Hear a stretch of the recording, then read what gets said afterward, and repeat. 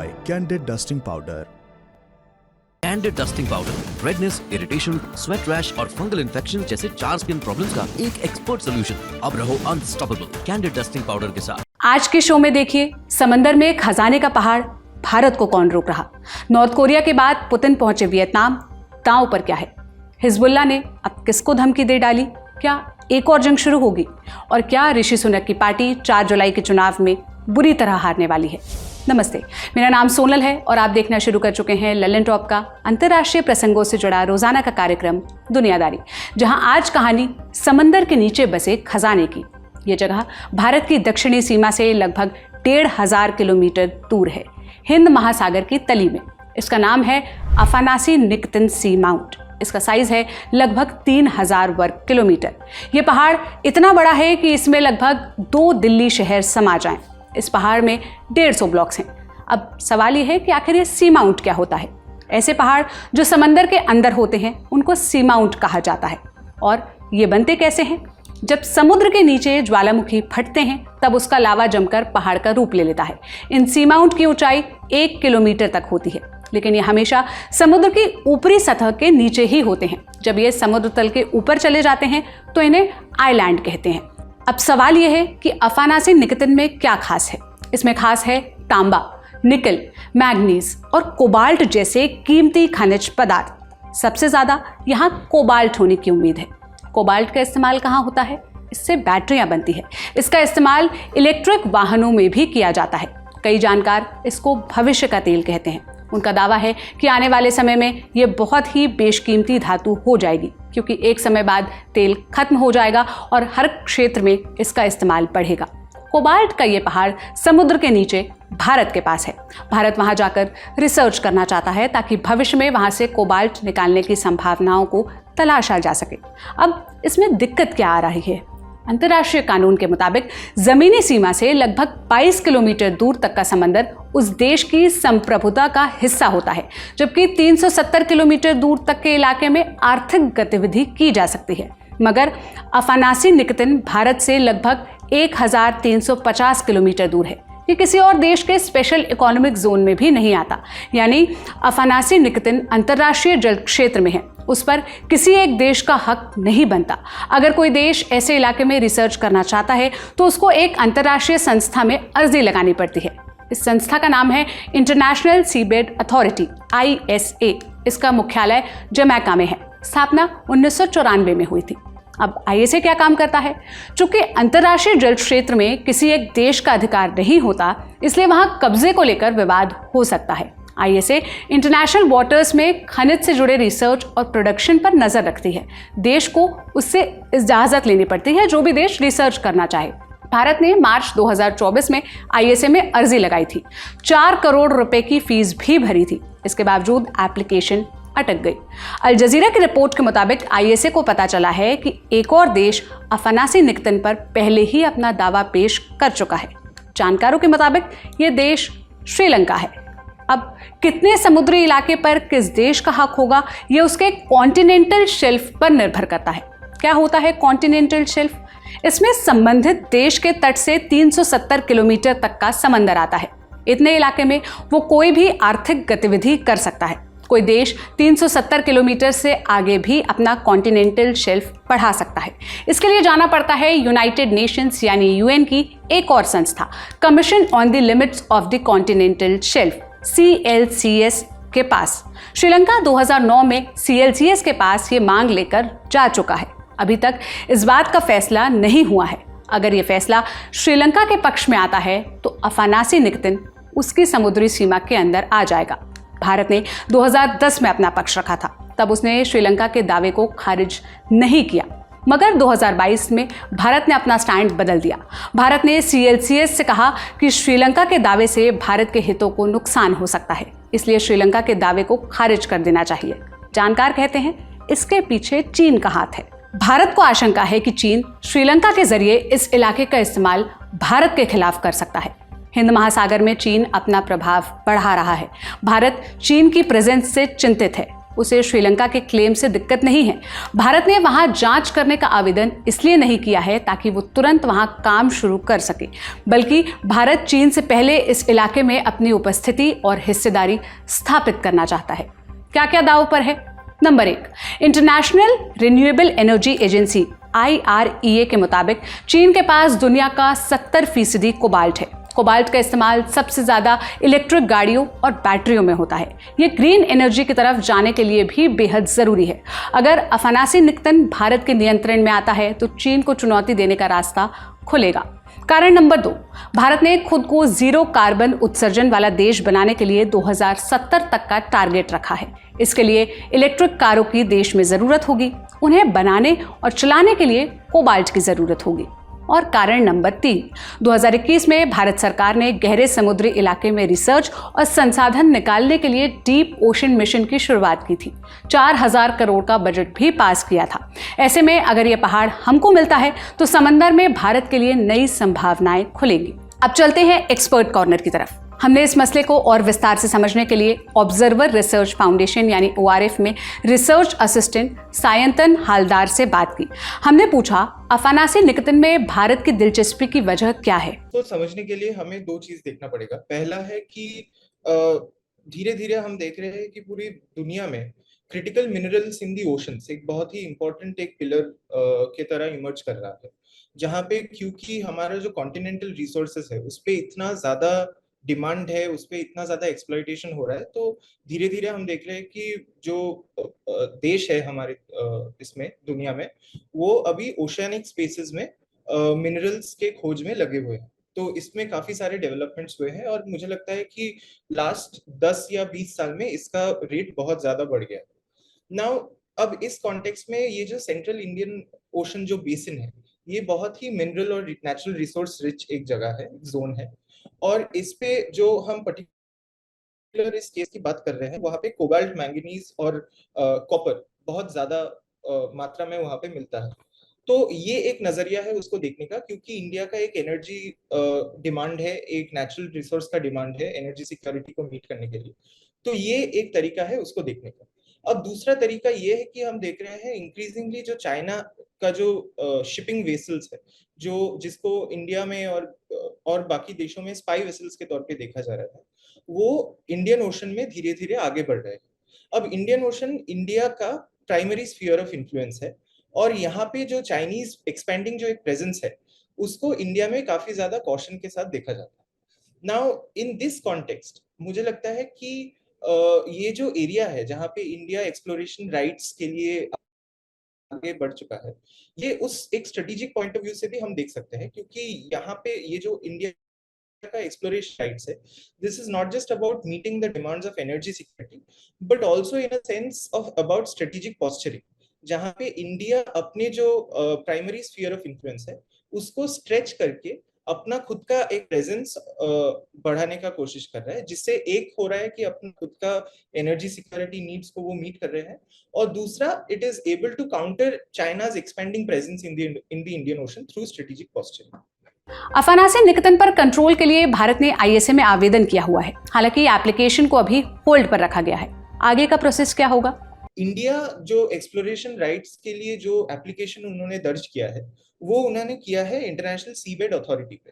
Now international seabed authority is mandated by the United Nations convention of law of the sea, UNCLOS जिसको हम बोलते हैं, जिसको 1982 में गठित किया गया था। अब इंटरनेशनल सीबेड अथॉरिटी अभी जो स्टेटस है इंडिया का एप्लीकेशन का, कि उसको अभी होल्ड पे रखा गया है, क्योंकि श्रीलंका का भी एक कॉम्पिटिटिव क्लेम आ गया है कि वो उस रीजन पे श्रीलंका का भी क्लेम है। अब इसको सॉल्व करने के लिए international seabed authority is currently the body which is mandated to give a verdict on whether or not India is eligible to explore in that region. अब UNCLOS एक बॉडी है जिसके अंदर और एक ऑर्गेनाइजेशन है जिसको हम बोलते हैं कि ITLOS, which is the International Tribune of Law of the Seas. Now अगर इसमें से समाधान नहीं निकलता है तो ITLOS is another option for India to pursue this matter. लेकिन इसके अलावा भी इंडिया और श्रीलंका का क्योंकि रिश्ता एक प्रोग्रेस के तरफ बढ़ रहा है। लास्ट कुछ सालों से हम देख रहे हैं, स्पेशली श्रीलंका में जब इकोनॉमिक क्राइसिस हुआ है, उसमें जैसे इंडिया ने उसको बेल आउट कराने के लिए जैसे एक डिप्लोमेटिक आउटरीच किया है, तो वैसे ही अभी हमारे जो एक्सटर्नल अफेयर्स मिनिस्टर है S Jaishankar, he is presently in Sri Lanka right now, he is in Colombo. So I think ये एक डिप्लोमेटिक तरीके से भी इसको हम आगे ले जाने के लिए भी सोच सकते हैं। 2009 में श्रीलंका ने अफानासी निक्तन को अपनी समुद्री सीमा में शामिल करने के लिए आवेदन किया था। तब भारत ने आपत्ति नहीं जताई थी, मगर 2022 में भारत ने अपना स्टैंड बदल दिया। कहा कि अगर श्रीलंका का एप्लीकेशन पास हुआ तो उसके सामरिक हित खतरे में पड़ सकते हैं। भारत ने अपना स्टैंड आखिर क्यों बदला? इस फैसले में चीन का फैक्टर कितना रोल प्ले करता है? देखिए, ऐसा एक सस्पिशन अभी इंडिया के जो स्ट्रेटेजिक सर्कल्स में ऐसा एक सस्पिशन है, क्योंकि अगर हम इसके हिस्ट्री में जाएं तो हम देखेंगे कि इस रीजन में श्रीलंका का क्लेम 2009 साल में भी था पहले, लेकिन उस टाइम पे इंडिया ने कोई आपत्ति नहीं उन्होंने कोई आपत्ति नहीं किया था। लेकिन 2023 में जब ये फिर से एक मुद्दा बन के आया, तब इंडिया ने इस पे आपत्ति जताया और बोला कि हमारा भी इसमें एक्सप्लोरेटरी राइट्स होने चाहिए। नाउ अभी हमें समझना पड़ेगा कि ये 2009 और 2023 के अंदर क्या बदलाव आया।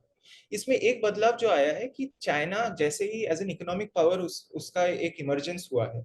चाइना का जो स्ट्रेटजी है to engage with South Asian countries, particularly under the rubric of the Belt and Road Initiative, वो एक मतलब फाइनेंशियल इंसेंटिव के द्वारा एक पॉलिटिकल इन्फ्लुएंस जताना चाहते हैं ये स्मॉल आइलैंड कंट्रीज के ऊपर। और साउथ एशिया में Sri Lanka is a very critical case in point, क्योंकि श्रीलंका में एक इकोनॉमिक क्राइसिस भी हुआ है।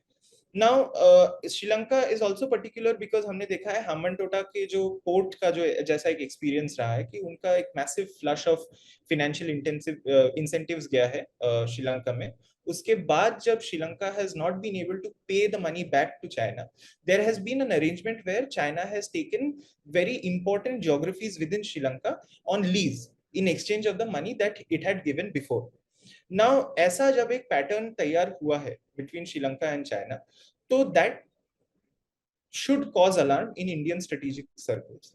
But obviously in Indian strategic circles it is a cause of alarm because Sri Lanka और China का एक history है of engagement where a lot of money is involved, and naturally because Sri Lanka is a small country, it has massive challenges in its own economy. तो एक जो history हम देखेंगे उसको उस पर्सपेक्टिव से एक सेंस ऑफ अलार्म, एक सेंस ऑफ कंसर्न इंडिया में होना चाहिए। ये था हमारा बड़ी खबर सेगमेंट। अब सुर्खियों की बारी। पहली सुर्खी वियतनाम से है। रूस के राष्ट्रपति व्लादिमीर पुतिन नॉर्थ कोरिया का दौरा खत्म कर वियतनाम पहुंच गए हैं। वहां उन्होंने कम्युनिस्ट पार्टी के जनरल सेक्रेटरी गुएन फू त्रोंग, वियतनाम के राष्ट्रपति तो लाम और प्रधानमंत्री फाम मिन चिन से मुलाकात की। मीटिंग के बाद पुतिन क्या बोले, आइए सुनते हैं। При обсуждении ситуации в Азиатско-Тихоокеанском регионе была высказана обоюдная заинтересованность в построении ВТР надежной и адекватной архитектуры безопасности на принципах неприменения силы и мирного урегулирования споров, в которой не будет места закрытым военно-политическим блокам. पुतिन का वियतनाम दौरा क्यों अहम है?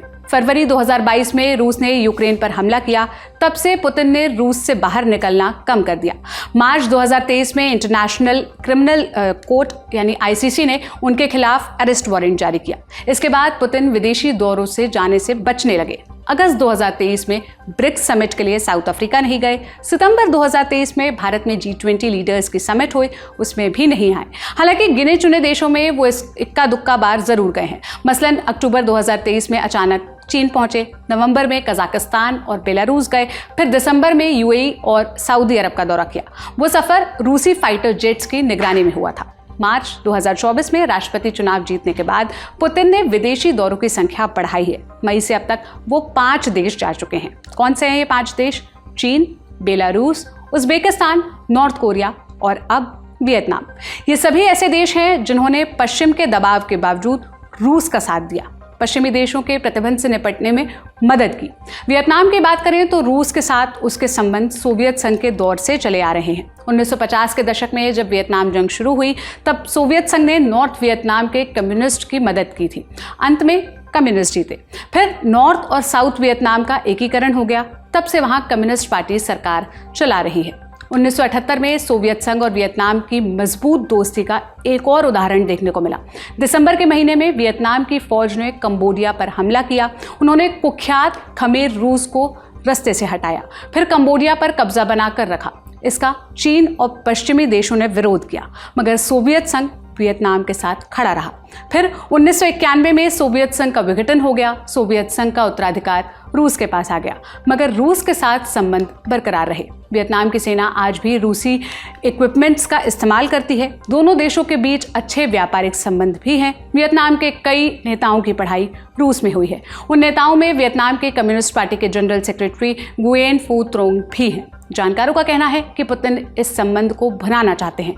वेस्ट ने उनको अलग थलग करने की कोशिश की है, मगर पुतिन ये साबित करना चाहते हैं कि उनके पास विकल्पों की कोई कमी नहीं है।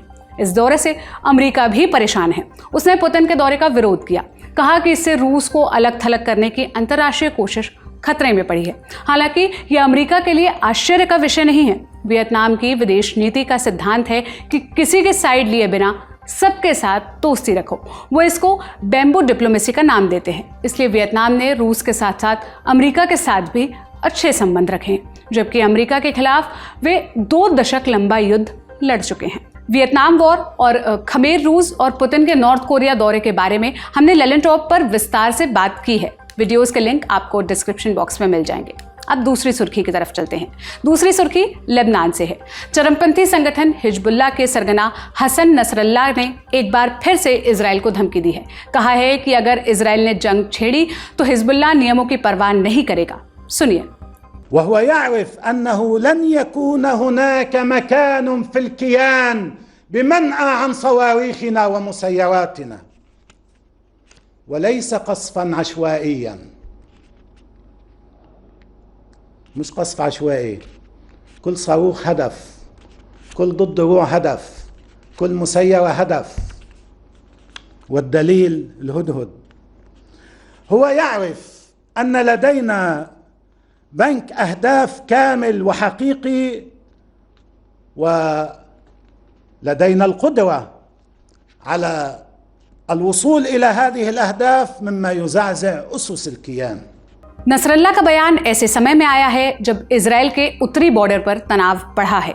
हिजबुल्लाह के हमले बढ़े हैं और इजराइल पर जवाब देने का भी जो दबाव है वो बढ़ रहा है। नसरल्ला ने साइप्रस पर भी निशाना साधा है। साइप्रस भूमध्य सागर में बसा द्वीपीय देश है, लेबनान की सीमा से लगभग 250 किलोमीटर दूर। लेबनान से जंग की स्थिति में साइप्रस की भूमिका अहम हो जाएगी। नसरल्ला ने कहा कि अगर उसने इजराइल को अपने एयरपोर्ट्स और सैन्य अड्डों का इस्तेमाल करने दिया तो हम उसको भी नहीं छोड़ेंगे। ये पहली बार है जब हिजबुल्लाह ने साइप्रस पर हमले की चेतावनी दी है। साइप्रस में ब्रिटेन की फौज का भी बेस है। अगर हिजबुल्लाह हमला करता है तो जंग फैलने की आशंका से इनकार नहीं किया जा सकता। आज की तीसरी और अंतिम सुर्खी ये ब्रिटेन से है। ब्रिटेन में 4 जुलाई को आम चुनाव होने वाला है। ब्रिटिश संसद के निचले सदन यानी हाउस ऑफ कॉमन्स की 650 सीटों के लिए वोटिंग होगी। इसमें बहुमत हासिल करने वाली पार्टी सरकार बनाएगी और उस पार्टी का नेता ब्रिटेन का प्रधानमंत्री बनेगा। अभी बहुमत कंजर्वेटिव पार्टी के पास है और कंजर्वेटिव पार्टी के ऋषि सुनक प्रधानमंत्री हैं। हालांकि जिस तरह के रुझान आ रहे हैं उनका पद पर बने रहना मुश्किल दिखता है। कम से कम 3 ओपिनियन पोल्स ने लेबर पार्टी की एक तरफा जीत का अनुमान लगाया है। YouGov ने लेबर पार्टी को 425, सेवंता ने 516 और मोर इन कॉमन ने 406 सीटें मिलने का अनुमान जताया है। इन पोल्स ने यह भी कहा है कि सुनक अपनी सीट तक हार सकते हैं। ब्रिटेन के चुनाव के बारे में हमने दुनियादारी में विस्तार से बताया है। एपिसोड का लिंक आपको डिस्क्रिप्शन बॉक्स में मिल जाएगा। आज के दुनियादारी में बस इतना ही। जाते जाते एक जरूरी सूचना सुनते जाइए। आपका पसंदीदा show guest in the news room का 100वां एपिसोड पूरा हो रहा है। 22 जून 2024 को दोपहर 12 बजे ये एपिसोड आएगा ललन टॉप के ऐप पर। इस बार हमारे मेहमान हैं मशहूर एक्टर नाना पाटेकर, तो देखना मत भूलिएगा। अपना खूब ख्याल रखिए। शुक्रिया। शुभ रात्रि।